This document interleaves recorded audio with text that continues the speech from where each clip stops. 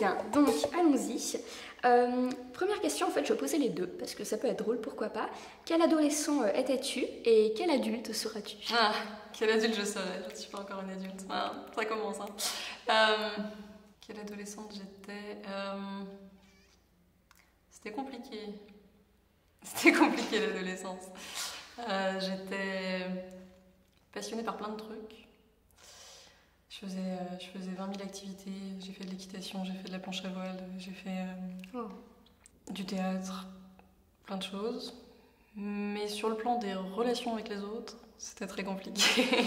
Peut-être que je faisais autant de trucs parce que c'était si compliqué. Quel type d'histoire tu aimes lire?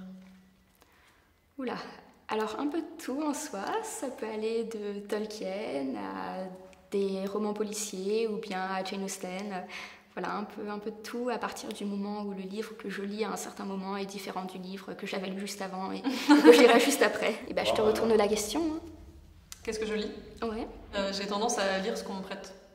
J'ai tendance à suivre les conseils des gens qui m'entourent et qui me disent tiens, tu devrais lire ça. Mais je peux vraiment lire de tout, en jeunesse, en adulte. Des albums pour enfants, j'adore les albums pour enfants, je trouve qu'il y a des trucs... Moi j'ai grandi avec les albums de Claude Ponty. Et je continue à lire des albums de Claude Ponty.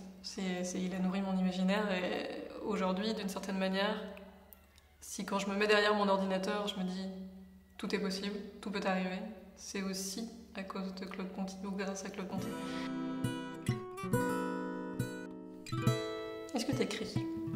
Oui, depuis sensiblement une dizaine d'années maintenant. À la fois d'abord des nouvelles et puis surtout des romans en ce moment. Et même si j'ai un peu arrêté avec les études, j'essaie au maximum de continuer. Qu'est-ce que tu fais comme études? Alors là, je viens de terminer ma terminale S. Donc tu as passé le bac là? J'ai passé le bac.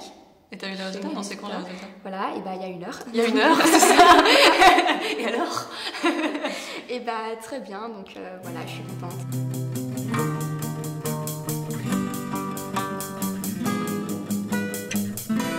Qui j'aimerais être? Je pense que j'aimerais bien être McGonagall. Ah. J'approuve totalement. Génération Harry Potter, hein, qu'est-ce que tu veux?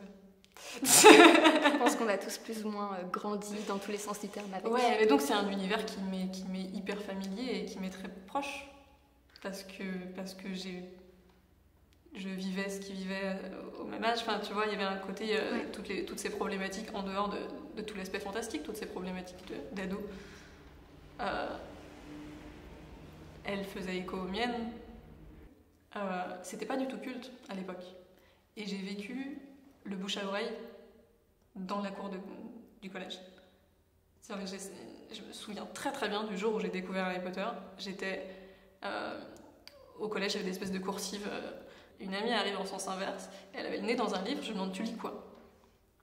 Et elle me montre, et elle me dit c'est Harry Potter, c'est trop bien, je me suis trompée, j'ai lu le tome 3 avant le tome 1, mais c'est trop bien, on s'en fiche, c'est trop bien. Ok.